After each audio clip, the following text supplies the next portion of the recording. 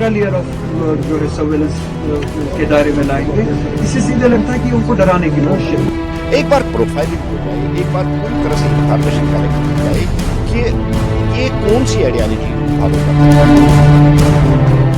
एक दुक्का वाक्य कहीं पे रिपोर्ट हुए हैं तो उसका कलेक्टिव रिस्पांस गवर्नमेंट की तरफ से ऐसा आना एक पूरी कम्युनिटी के खिलाफ। जो डॉक्टरों का मॉड्यूल पकड़ा गया उसका हैंडलर कौन था, उसको ऑपरेट करने वाला कौन था, वो मौलवी।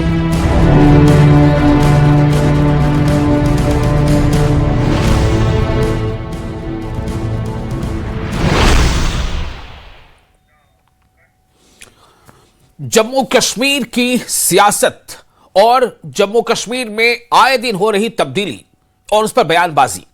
आज जो हम चर्चा करेंगे वो इस बात पर चर्चा होगी कि अब से पहले हम जो चर्चा कर रहे थे, हालिया दिनों आपने देखा कि जो तालीमी इदारे हैं, चाहे वो Shri Mata Vaishno Devi institute of medical excellence हो या प्रपोज्ड नेशनल लॉ यूनिवर्सिटी हो, इन तालीमी इदारों पर बहसो मुबाहिसे के बीच अब जो सियासी बयानबाजी हो रही है या अब जो मरकज सुर्खियों में है वो है मजहबी इबादत खाने, यानी खास तौर से मसाजिद। मस्जिदों को लेकर के एक नई बात सामने आई है और उस नई बात, नई चर्चा में कई पॉलिटिकल पार्टीज और मजहबी रहनुमा जो हैं वो अपने इसको लेकर के खदशात का इजहार कर रहे हैं। जो खबर सुनने में आई है उसके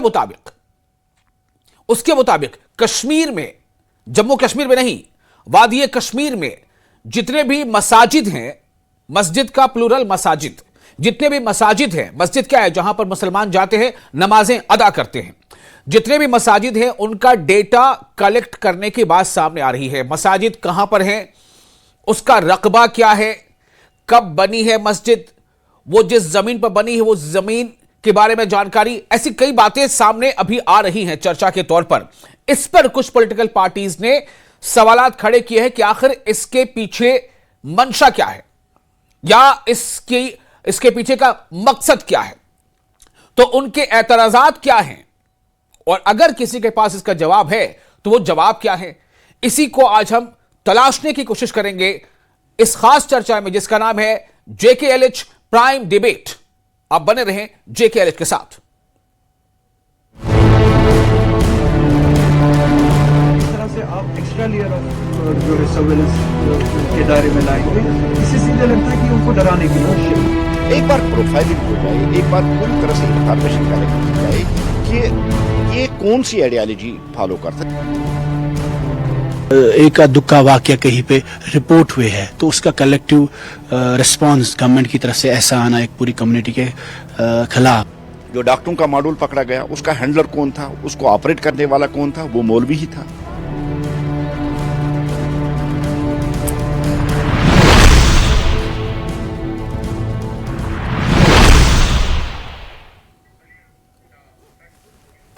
जहां एक तरफ इसे किसी इंडिविजुअल इंसिडेंट्स के बाद एक कलेक्टिव तौर पर उठाया गया कदम जिसे खदशात की रोज से देखा जा रहा है, चाहे वो आया इसके बारे में रोहुल्ला आगा मेहदी साहब हो या फिर इसके बारे में बदरमान पर्रा हो, यानी नेशनल कॉन्फ्रेंस के भी नेता अगर इस पर खदशात पर सवाल उठा रहे हैं और PDP को भी कहने का इसको लेकर के तहफुजात हैं।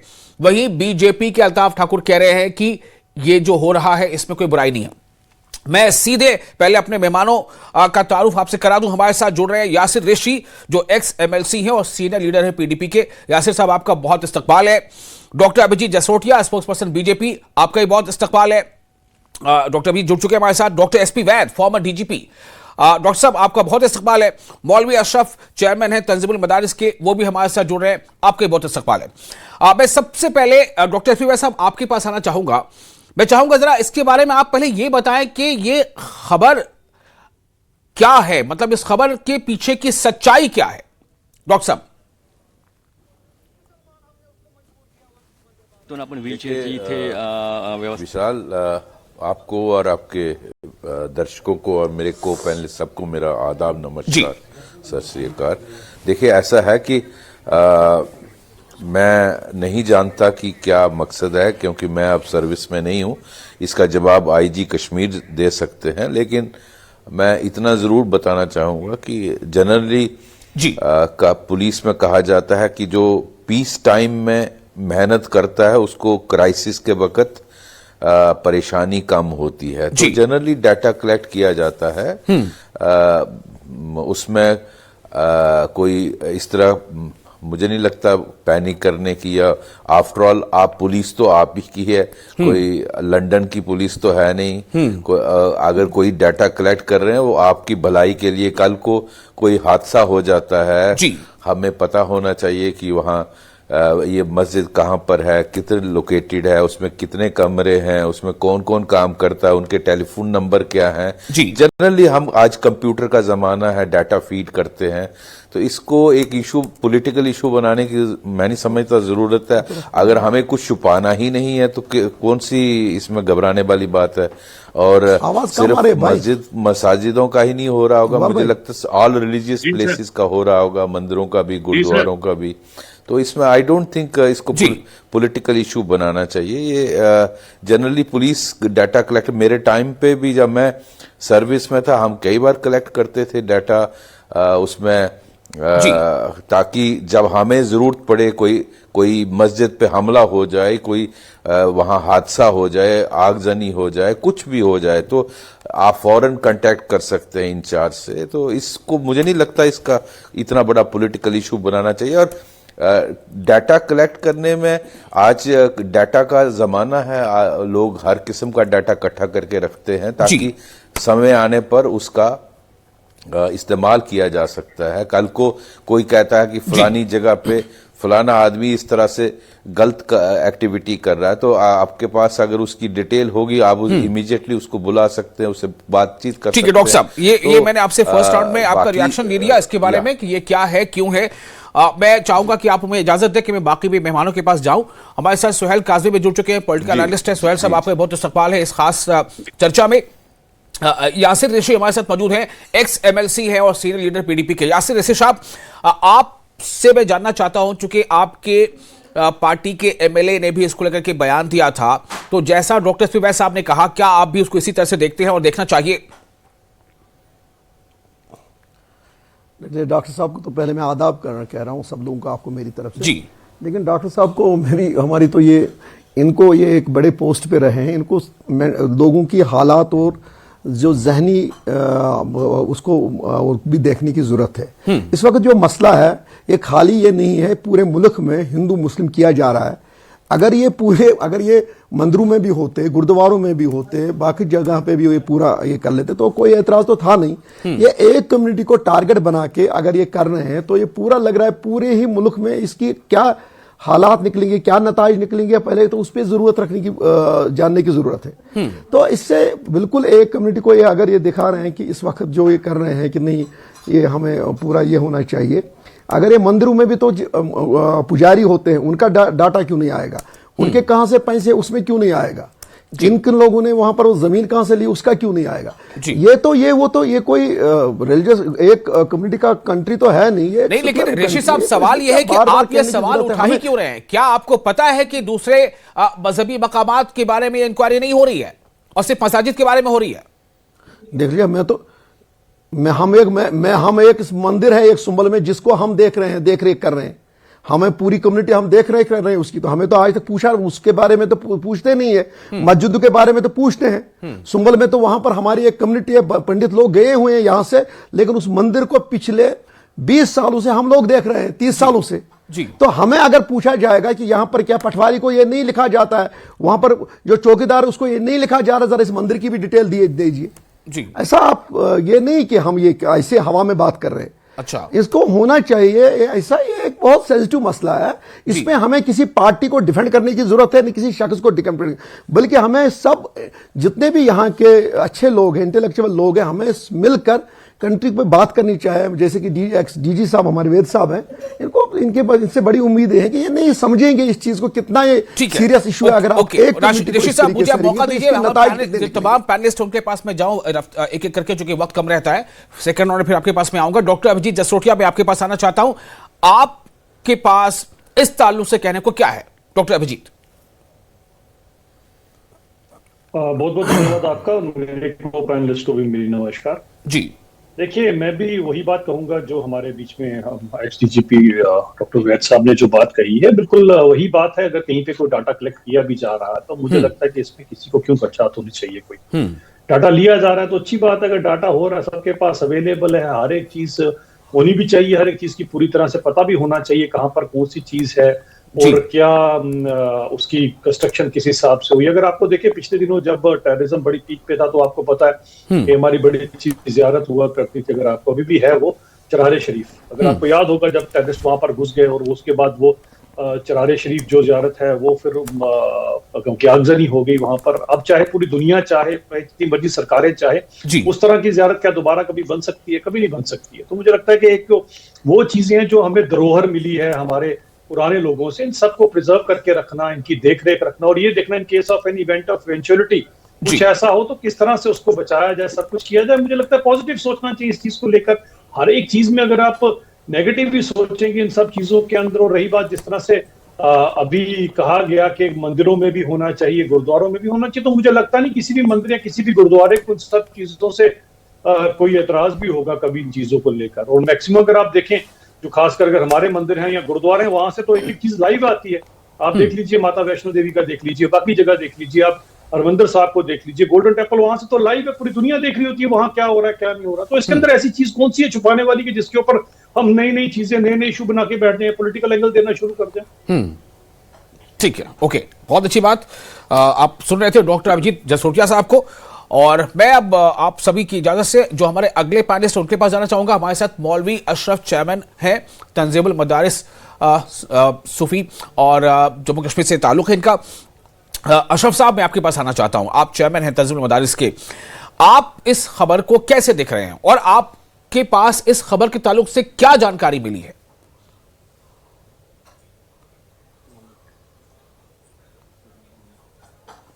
देखिए, आपकी आवाज हम तक नहीं आ रही है, शायद आपको अनम्यूट करना पड़ेगा। वो म्यूट अनम्यूट का बटन जरा एक बार देख लें, आप खुद को अनम्यूट करेंगे तो हम सुन पाएंगे आपको। मौलवी अशरफ चेयरमैन साहब,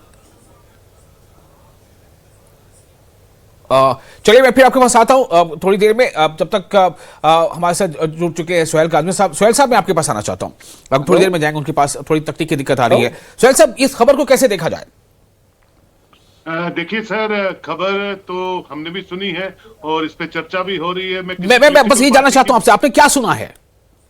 यही सुना है कि इस टाइप की नोटिफिकेशन एक निकली है जिसमें सिर्फ मसाजिद को का डाटा कलेक्ट करने की बात है। मैं किसी पॉलिटिकल पार्टी की बात नहीं कर रहा हूं, मैं आपसे ये कह रहा हूं कि आजकल जम्मू कश्मीर में और पूरे भारत में एक मुहिम है कि आपने कोई किराएदार रखना है या कोई नौकर रखना है तो मुतलका थाने में जो भी आपका नियर बाई पुलिस स्टेशन है वहां जाके उसकी रजिस्ट्रेशन करवाइए। उसी तरह अगर आपने सिक्योरिटी करनी है, या जम्मू कश्मीर एक सेंसिटिव स्टेट है, आप सिक्योरिटी कीजिए। कोई मसाजिद, कोई मदरसा, कोई कब्रिस्तान ऐसा नहीं है जो डेजर्ट्स पे बना हुआ है, जो म्युनिसिपल लिमिट से बाहर है, जिसकी देख रेख जो है 100-200 साल से चल रही है, और उसकी मुतलका जो मस्जिद कमेटी है वो करती हैं। और संभाविक तौर पे जब वक्फ अमेंडमेंट 2025 एक्ट जो आपने पास किया उसके तहीं और भी चीजें आपने बड़ी स्ट्रिक्ट विजन से की हैं, तो मुझे लगता है कि सिर्फ पॉलिटिसाइज करना जम्मू कश्मीर में और इतना खूबसूरत माहौल बनाने के बाद, मैं समझता हूँ ये अच्छी बातें नहीं है। और जिस तरह का पूरे भारत में हिंदू मुस्लिम और जम्मू कश्मीर में भी खुसूसन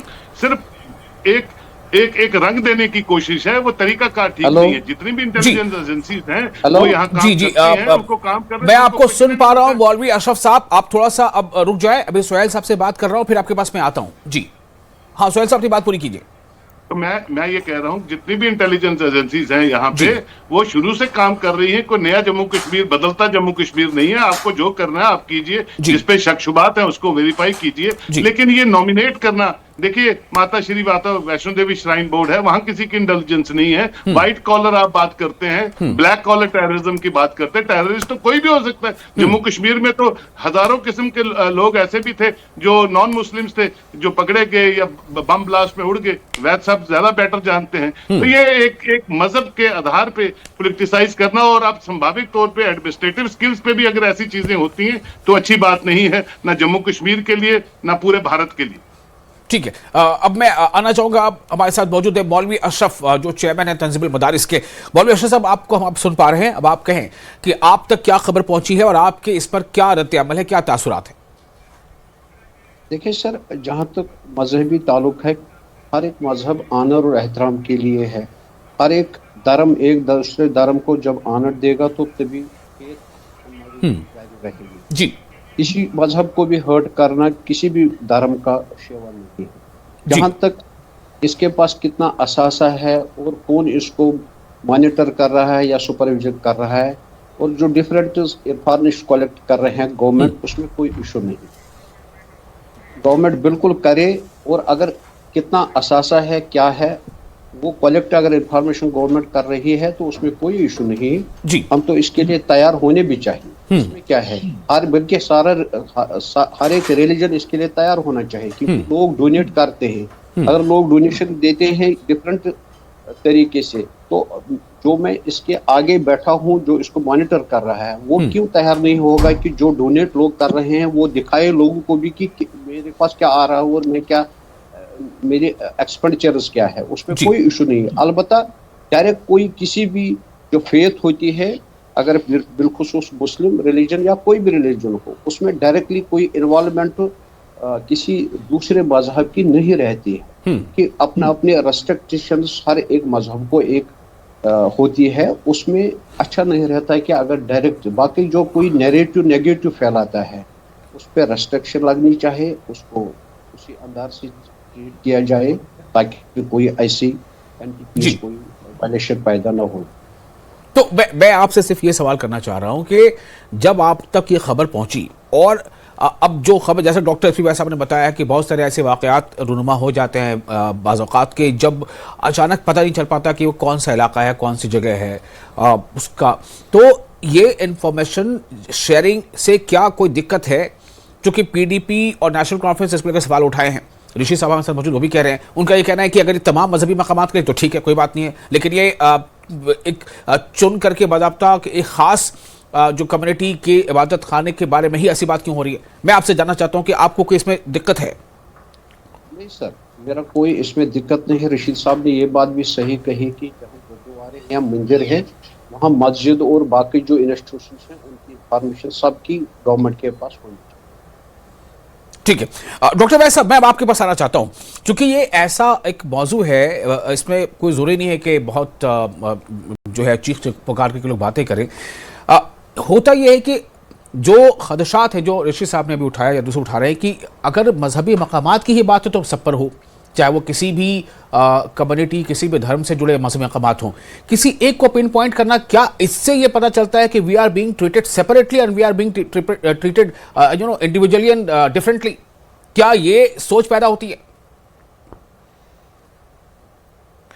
बिल्कुल, देखिए ऐसा है कि अगर सभी रिलीजियस प्लेसेस का कलेक्ट हो रहा है तो आई थिंक उसमें कोई ऑब्जेक्शन नहीं होना चाहिए, और मुझे लगता है मंदिरों का भी होगा और गुरुद्वारों का भी होगा, क्योंकि ये जो डाटा है ये शायद सभी रिलीजियस प्लेसेस का चाहिए होता है।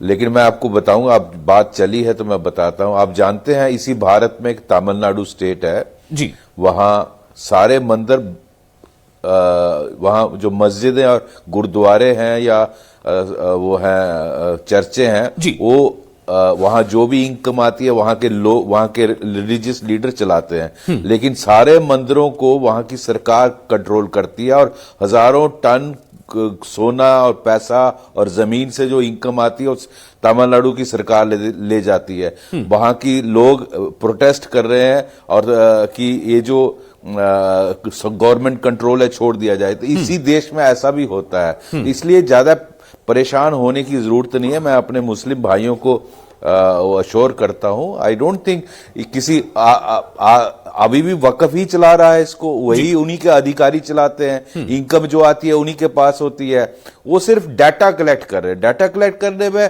देखो, कल को आपको सिक्योरिटी स्कीम बनानी है, मैं डिस्ट्रिक्ट एसपी रहा हूं, रेंज डीआईजी रहा हूं, हमें उसके लिए हर किस्म का डाटा चाहिए। जिस तरह हजरत बल में, अगर आपको याद होगा, हमारा बहुत मुकद्दस स्थान है श्रीनगर के शहर में, तो 2 बार 90s में, पता नहीं आप में से कितने लोग शायद नहीं जानते होंगे क्योंकि मैं बूढ़ा आदमी हूं, मुझे याद है मैं यंग एसपी होता था, हजरतबल श्राइन में 2 बार टेररिस्टों ने कंट्रोल किया और अंदर घुस गए, और वहां कौन कौन एम्प्लॉय था, उनकी फिर क्या हालत की, और फिर उन्होंने वहां क्या बेहुरमती करने की कोशिश की, उनको किस तरह से पुलिस ने अपनी जान पर खेल के वहां से निकाला। तो इसलिए अगर हाजरतबल श्राइन का मेरे पास नक्शा होता, कितनी जमीन है, कितने रूम है, एंट्री कहां है, कहां से एग्जिट हो सकती है, कल को हमला होता है, तो अगर मेरे पास ये डाटा नहीं होगा एज डिस्ट्रिक्ट एसपी, तो मैं किस तरह से उसकी बिल्कुल सुरक्षा सर, कर सकता आप सही बात कह रहे हैं, आप बिल्कुल सही बात मुझे नहीं कह रहे लगता हैं। इसको जी, डेटा से देखिए, अभी मैंने उनसे बात की, हमारे साथ जो मजहबी रहनुमा मौजूद है वो भी कह रहे हैं कि डेटा शेयरिंग से हमें कोई दिक्कत नहीं है, लेकिन ये हमें एहसास ना हो कि सिर्फ हमें ऐसा क्या करने को कहा जा रहा है। तो अब जैसे देखिए कई ऐसे गुरुद्वारे हैं जहां पर याद होगा ऑपरेशन ब्लू स्टार चला था, बहुत सारी चीजें चली थी, लेकिन इसका मतलब ये नहीं हुआ कि उसके बाद लगातार ऐसा होना चाहिए। तो ऋषि साहब, आप जवाब से मुतमईन हैं? जैसा डॉक्टर एस वैद साहब कह रहे हैं कि ये सब कि जो भी मकामात है होना चाहिए, डेटा कलेक्शन आज एक ऐसे दौर में जब हम डिजिटल दौर में जी रहे हैं, हमें पता होना चाहिए। इसमें अगर सवाल उठ रहे हैं तो उसका एक प्लेटफॉर्म हो सकता है ना कि उसको हम सवाल को एक अपनी मांग के साथ रखें। ऋषि साहब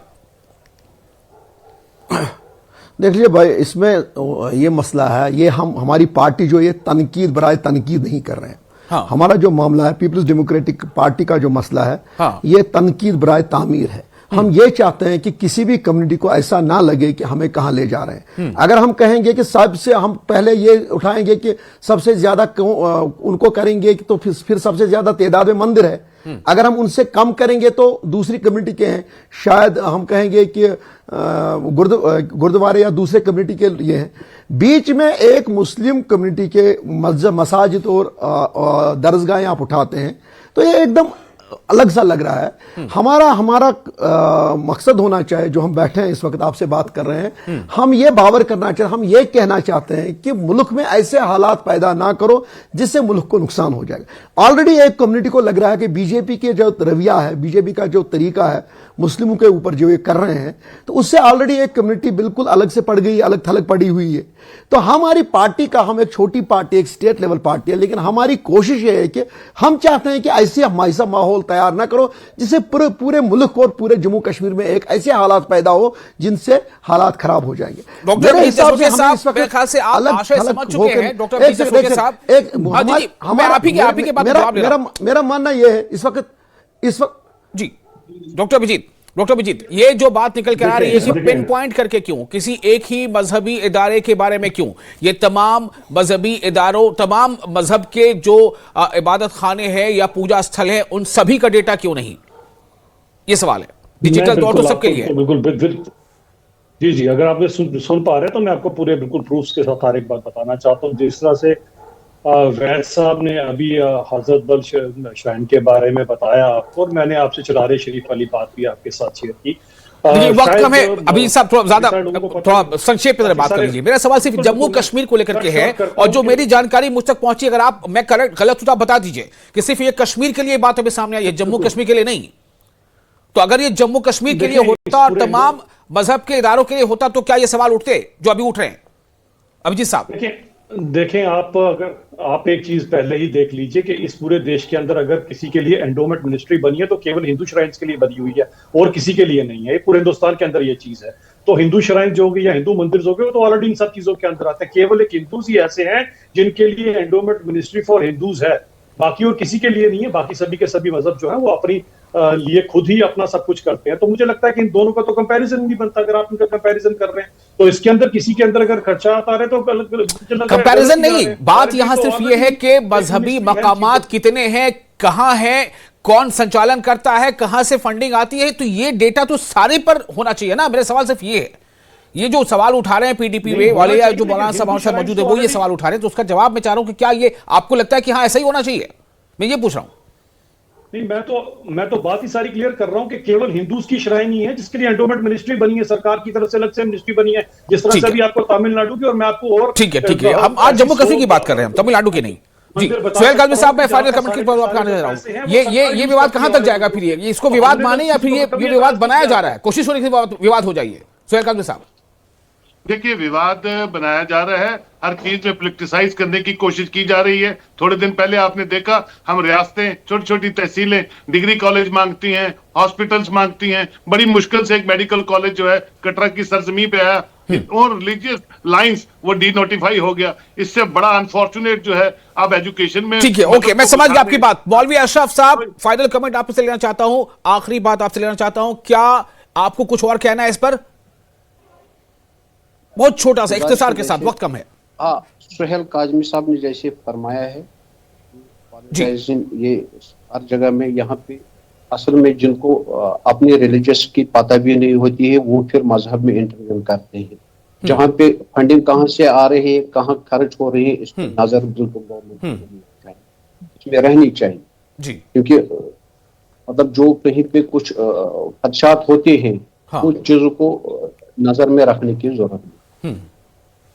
ठीक है, मैं इसको कोई कंक्लूजन अपनी तरफ से नहीं दूंगा। आप सब लोग बहुत समझदार हैं, हमारे तमाम दर्शक। आपने सभी लोगों को सुना। हमारे साथ डॉक्टर एसपी वैस साहब जैसी शख्सियत भी थी, फॉर्मर डीजीपी, उन्होंने बहुत ही अच्छे से इसको जो बता सकते थे उन्होंने बताया। तमाम लोग, जसवटिया साहब ने, ऋषि साहब ने, सोहेल साहब ने, आपका बहुत शुक्रिया, आपने अपना कीमती वक्त दिया। आप बने रहे नितिन JKLH के साथ। हमें दे इजाजत, क्योंकि खबरों का सिलसिला जारी रहेगा।